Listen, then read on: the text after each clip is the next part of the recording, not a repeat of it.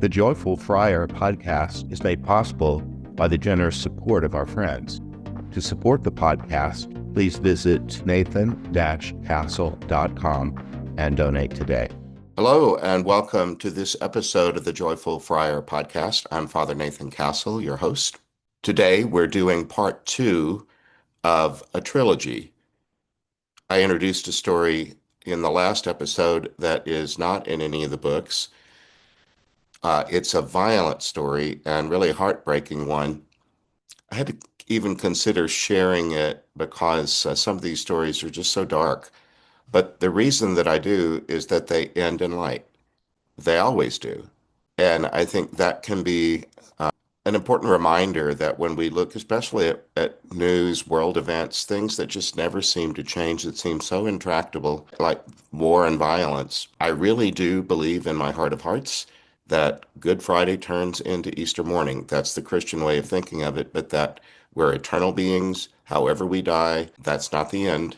Our stories don't have to end in tragedy. The tragedy that maybe caused the death of the body doesn't get to have the last say. I'm just convinced of that. Anyway, this story, if you didn't see the last episode, it would be helpful, I think, if you went back and found it. I tell the story at more length, but the essence of it is I had received a dream that I was in some sort of a bunker. It was crowded, dark. We were in this bunker because it was unsafe not to be. So some sort of place where violence and threat were pervasive. There was a slit of light that I thought was a window and maybe the way out, but it wasn't. It would have been too small to get out of. It was just a little bit of a slit in a basement where you might have some airflow at the surface level, but maybe there's a staircase somewhere else in the room to get you up to the upper floors. Anyway, I was in this space, and then somebody poured gasoline down this slit right where we were and lit it, and I woke up. And I had the feeling that just didn't seem survivable at all. Everyone would be trapped. So that's awful. There's no question. When we went into prayer, protective prayer with the angels and saints, the way we do, a guardian came online. We asked for a guardian to give us clarity, and that guardian chose to go by the name Angel Salaam, Salaam. I was pretty sure that was the Arabic word for peace. It's similar to the Hebrew word that I'm more familiar with, shalom. Salem is from that same root, like Jerusalem, Salem. The angel's name was Peace, and gave us a little bit of background saying that the one that he or she guarded was Libyan, was living in an urban environment, neighborhood, used to be a wife, mother, and shopkeeper, but there had been the fall of the government, and the government really wasn't replaced with any orderly successor. Life devolved into competing groups, mostly of young men with guns, trying to secure some sort of turf, maybe just to open the roads and access to goods and services in their own neighborhood. But the angel told us that they really weren't different ideologically. This really wasn't so much about political points of view as much as it was desperate people just trying to exert some control over their environment and doing it at the point of a gun. But wherever guns are going off in an urban environment, you're going to have a lot of what sometimes just get called collateral damage, which sounds pretty clinical. If you're the collateral damage, you might not think of it in abstract terms like that. Anyway, the people that I was going to be helping, and this was a group, were people, men, women, and children, just trying to live their lives, and who would have maybe cared a little about politics or maybe not. Lots of people just want to get through the day and do what they do. And so this really wasn't about any kind of political ideology. It was just that it was violent. They explained to us that that it was so dangerous to live at the street level or above it that many people in their neighborhood had moved their living room furniture down into the basement and tried to make their basement as homey as they could because it was the safest place to be.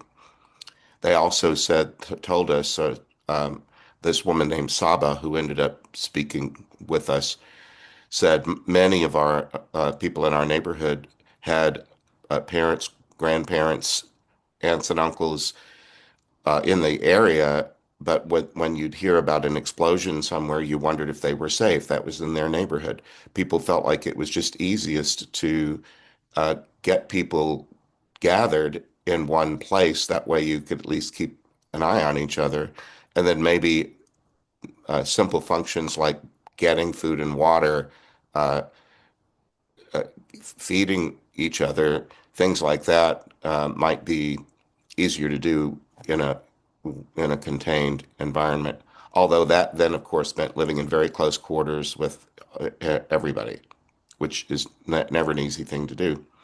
Well, it did come to a very bad end, and they were either killed by smoke inhalation or by fire.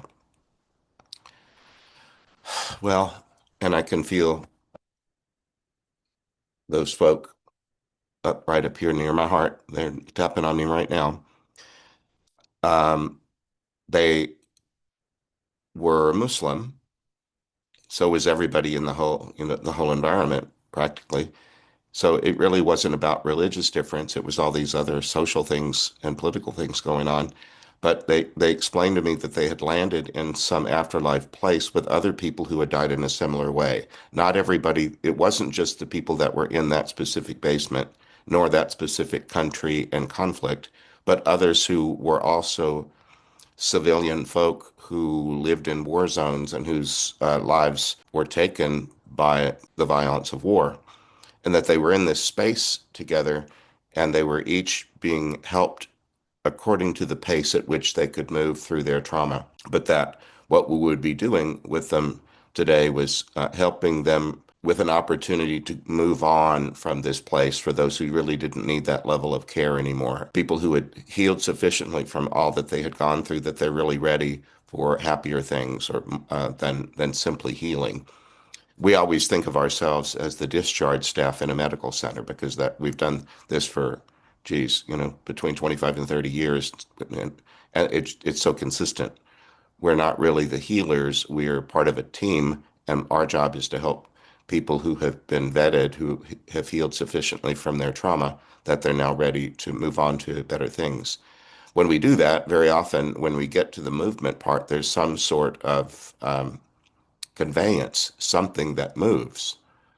We've seen hot air balloons or buses or convertibles, or it can be just about anything that might help people move from one place to the next place. A barge on a river, lots of things. This time, it didn't end up being a conveyance. It Saba, the woman that ended up narrating this story, explained that doors are opening up and what she's seeing is her own neighborhood as it was before it was at war. Lots of people just wish that they have simple wishes. Couldn't we just live in peace? Wouldn't it be great if it could be the way it was before the war? That's all it was. And I could see courtyards and sunlight, which is beautiful when you've been living in a basement. And she said, it's lovely. And she said, we were all Muslim and we were accustomed to the fast of Ramadan. During Ramadan, observant Muslims would not eat between sunrise and sunset. They'd eat before and after. That goes on for weeks. And it's collective. Everybody's going through the same thing at the same time. As a Catholic Christian, Lent is a parallel to that. I live in a religious community, and we we all make some decision about how we will observe Lent, and that involves some sort of usually something that has to do with food and drink, just to make our body remember that we're in this particular growth time. Well, anyway, for them, she said it was lovely because they had memories of when they used to be able to break the fast at the end of Ramadan with a festival called Eid. And um, she said, we didn't just pile food on one table. We got together among the neighbors and collaborated on a meal that moved from house to house. We might call that a progressive dinner. Um, and that there would be different kinds of food in different places. So it wasn't just about the eating of the food, but it was the hospitality of the people who prepared it and welcomed you into their home. Uh, it was through the neighborhood, and she said, as we moved from place to place, we weren't necessarily only walking. We might be skipping, dancing. There would be music and celebration of different kinds as we moved about in this collaborative neighborhood feast. She said, "That's all we're doing. We're simply going to an Eid feast that is like what we knew before things were so violent." So it wasn't some over the top idea of what you think like paradise must be, streets of gold and angel harps or Disneyland, God only knows whatever you think that all might be. She said, all we're being welcomed into right now is something joyful that already feels familiar. We're being reminded that joy was part of our life for a long time, and war doesn't get to obliterate that. That it's still part of your story and your birthright to live in a peaceful place and enjoy your neighbors. Then, we in these stories, we go back a second time and ask their permission before speaking publicly about them. And in this particular one, my compassionate response in this episode is derived a lot from the permission giving part. The first part was so horrible, but the permission giving part not only was about the crossing that she and others did, but what happened after that, or what it was like after that, or how they understood it after that. Saba spoke some about who they were with at the party, and she said, maybe you've been to parties that are a lot of people in a room, and maybe a wedding reception, for example. Have you ever been at a table where it's rather crowded and the space feels somewhat confining, and your role during this party is to sit in the place that you were assigned with someone on your right and someone on your left, but you're really not free to move about. You're pretty much going to be with these people for the rest of the duration of the party. And I thought, yeah, I've been at that party. She said, it's not like that at all. We're all free to move about and mix with other people. Then she said, some of the people that we're mixing with are loved ones who we knew in this earth lifetime who have since died, and we're having reunions. Well, I love that because I'm 69 years old. I've loved lots of people who have already died, and I look forward in joyful hope to that as being part of my future story. Whatever my death might be and whatever might any sufferings that might precede it here, I know that beyond that, there are what we call the joys of heaven, and one of them for me is reunions with loved ones. She also said many of us are meeting ancestors, relatives of ours to whom we belong, who lived and died before we were born, or maybe lived in another place that you didn't get to meet them or know them. She said, we have that. We can mix with our own ancestors and enjoy food and drink and laughter and learn more about our common story. Well, I'd like to do that too. Maybe you would. Then she brought this up. She said, you know, since leaving the body, I've gotten accustomed to being in the active, interactive presence of my guardian angel and other angels. And she said, they're so delightful, but there's so much to discover about them because they're different than we are. Well, that isn't that one of the joys of getting to know anybody at all? I mean, everybody's different from you somehow. And I like being around people.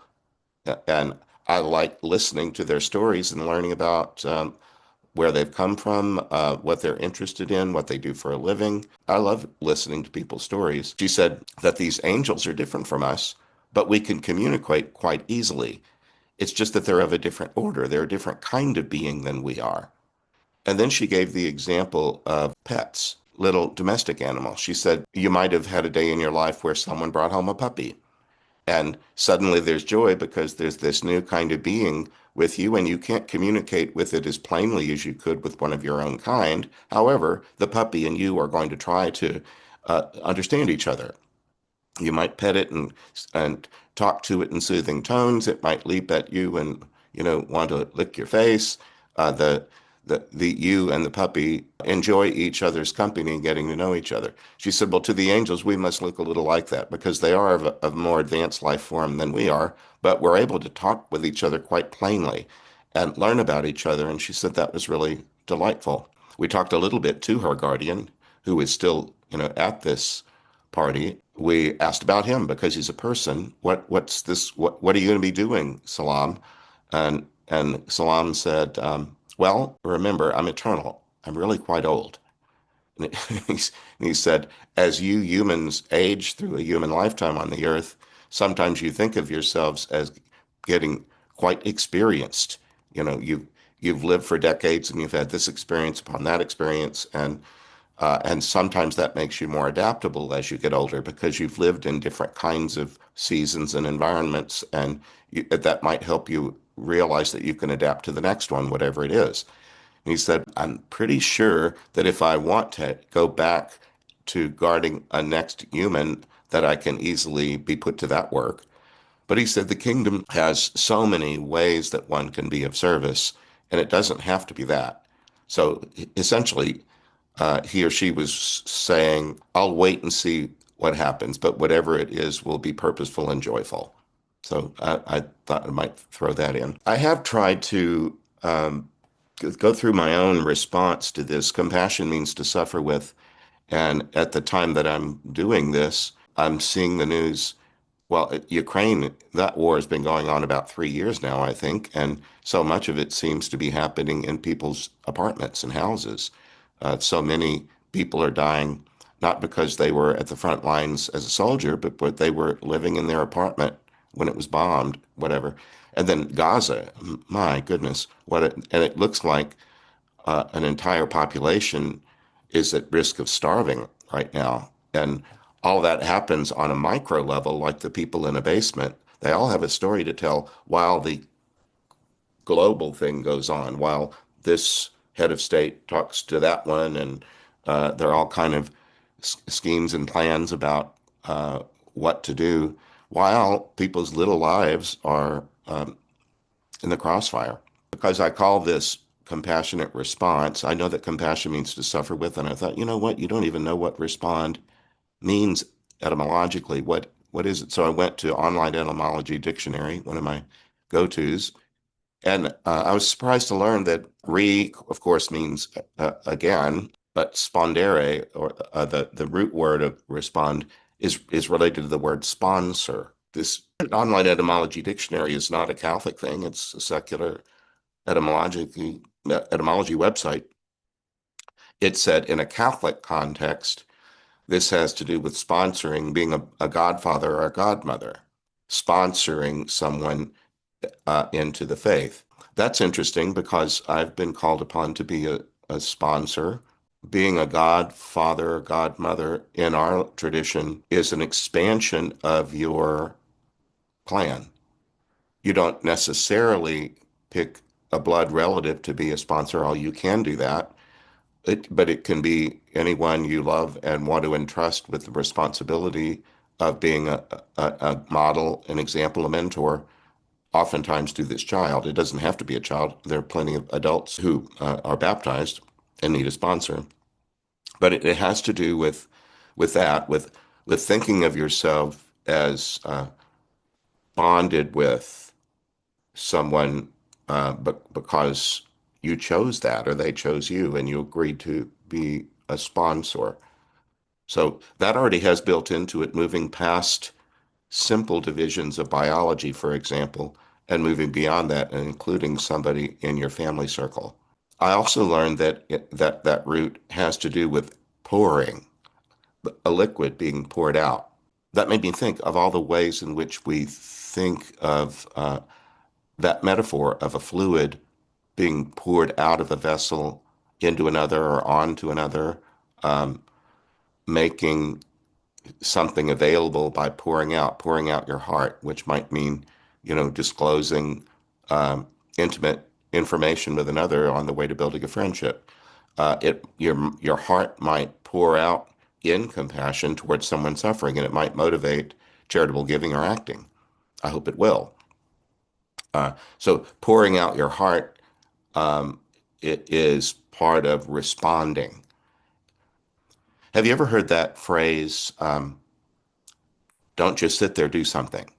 Probably have. Have you ever heard this one? Don't just do something, sit there. That might sound strange to your ear. I'm a semi-contemplative, and the training that I've had in my Dominican order is to pray and then act. It doesn't mean to stay at prayer so long that you never act. It just means do them in that order. I think of when I pray, I'm connecting to the God of all creation, and including the God who created all these folk in this story. It's the one God, call God Allah or Heavenly Father or whatever you please, but there's one God, and who's the God of us all. My practice is to be in regular prayer with God, who I believe is love, and invite God to pour into me as a vessel. In fact, in the Adam and Eve story, God scoops up clay, forms it into a container, puts God's mouth up to the mouth of the container and blows into it, and it comes alive, becomes the first human. Well, in that story, I believe that God and I are intimately connected, and God wants to be intimately a part of me.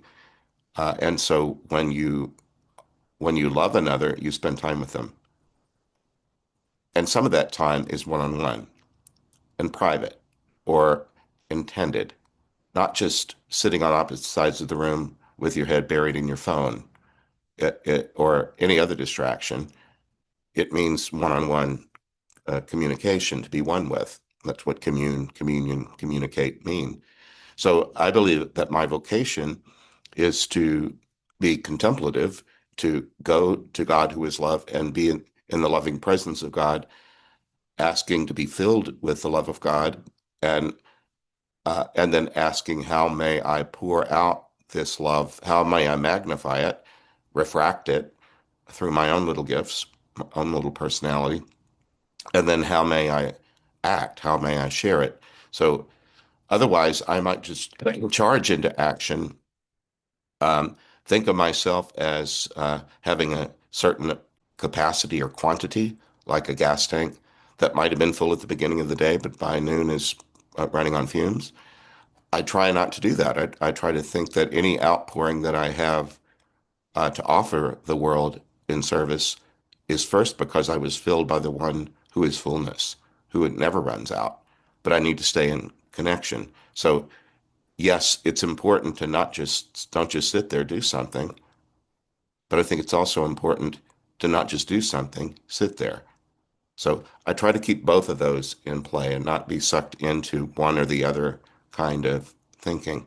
With that said, one of the things that this has inspired in me is to take a look at my own charitable giving and what portion of it is going outside of my country to people who might be in war zones or people that are trying to flee from where they are because it's not safe to be there. There are just so many people in the world like that who may be perfectly apolitical. They're not trying to upset anybody else. They're just trying to stay alive or keep their kids safe. So I'm looking at upping my contributions to charities that have to do with feeding and providing basic human necessities for people who need them. There's been some pullback in my own country of public support with taxpayer money for this kind of thing. And so maybe it's more important than ever that my individual contribution done through uh, other charities. That's what I'm thinking. And so I'm looking at. I have a few favorite ones that I've used throughout my life, and I have a background in philanthropy. And one of the things that I pay attention to is what percentage of a gift that's received goes to the cause. Is this charity lean and effective at getting the money that you give it uh, to the specific end, to the specific cause that it exists for? That's important to me. So what I'm doing is asking my assistant Chantel and I'm helping with that too, do a little bit of research on where in the world are some of the places where one might contribute to charities that have a really good proven track record. Some of them are United Nations, for example, that's been around since 1945. Because I'm Catholic, I sometimes default to either Catholic Relief Services, which is international, or Catholic Charities USA, which is in the United States. My friend Carrie Robinson is the executive director of Catholic Charities USA, so I've known her many years, and I know of the quality of her work. And she's a great administrator. She wouldn't allow herself to be in charge of some bloated bureaucracy that was spending a lot of money away from the core mission. So we're going to supply with this podcast a few places that you might look into your own exploration. If you're attracted to the idea that charity begins at home, I want to address that. Of course it does. Then it just depends on how do you think of home. Can you see over my shoulder?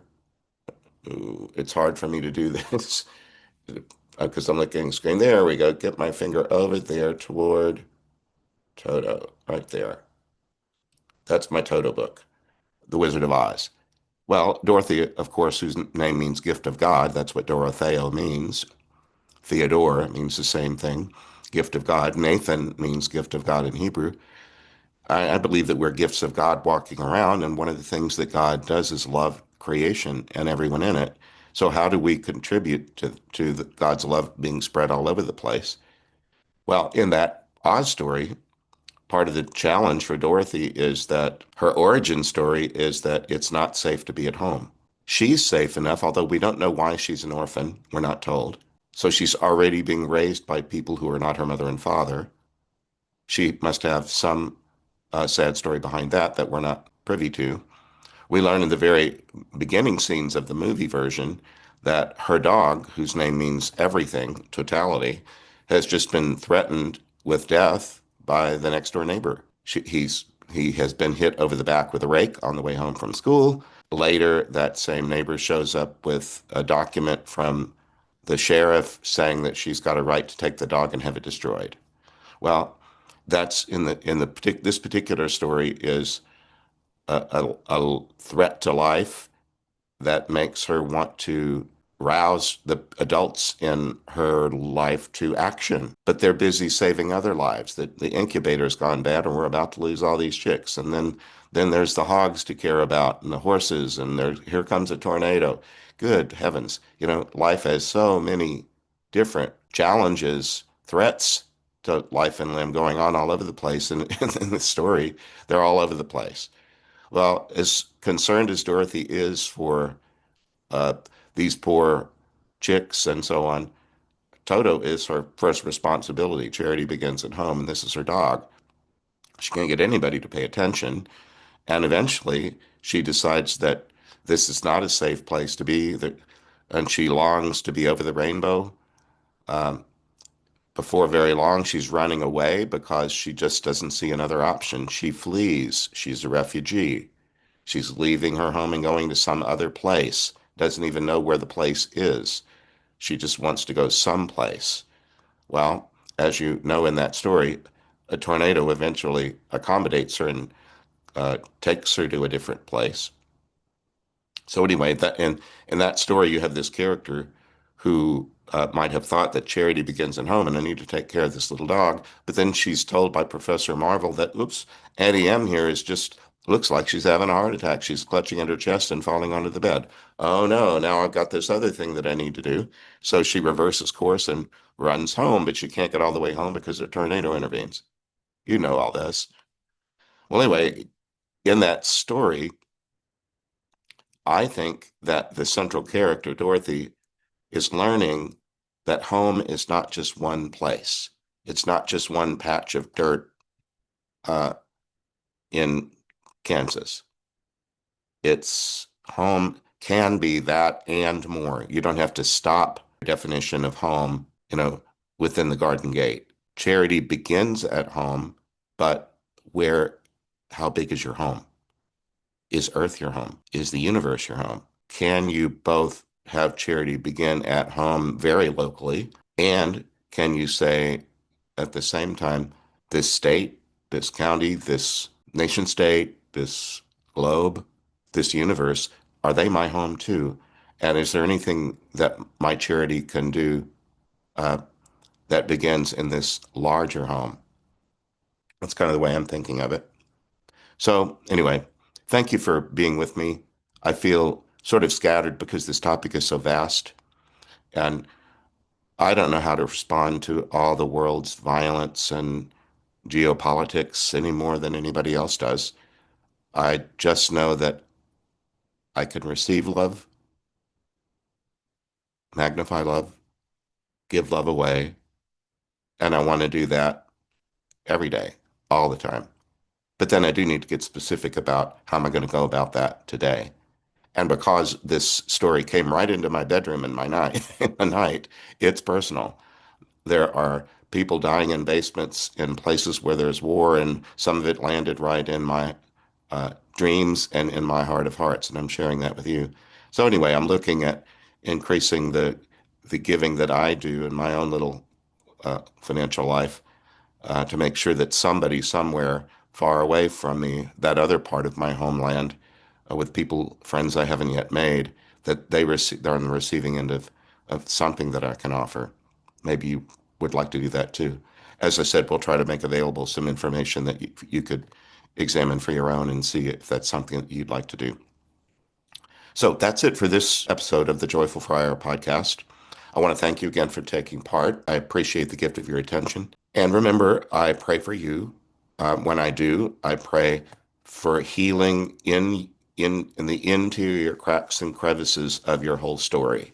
Wherever there's something that needed to be buried in the basement because you didn't know what else to do, the Lord knows us through and through, and the Holy Spirit can find its way into every place. Uh, and so I pray for the healing that would make you most whole and happy and joyful. If you can't be absolutely joyful today, could you live in joyful hope that whatever you're having to go through right now will soon turn, or that you can take this struggle that you're going through and and pour yourself out in service to somebody that might be as hurt or in need of something that you can provide. You get the point. All right. And if you want to be in touch with me, you can do that through my website, nathan-castle.com. Go to the contact portion of the website. It will ask for basic information about you. I always like to know where you live so that if I should try to text or phone you, that I'm not calling you in the middle of the night. I also ask that if you're asking out of curiosity about the method of all this stuff, receiving these dreams, writing them down, praying through it, all that. Please read one of the books first before you inquire about that kind of thing. And then if we talk about it together, it'll be a more fruitful conversation. There. So again, thanks again for being a part of this. This is Father Nathan Castle. Grateful for joining me in this episode of the Joyful Friar podcast. Bye now. I hope you enjoyed this episode of the Joyful Friar. Please like, follow, and subscribe. You can visit me at nathan-castle.com. Send me a message by clicking the contact button. God bless. Have you ever had to do something so difficult that you had to deal with it in stages? Imagine dying suddenly with no forewarning, being in a car crash, a shooting, a drowning. You leave your body, but then what? How do you transition into the afterlife? For some, it flows all at once, but not for everybody. For some, the process of transitioning into the afterlife is interrupted.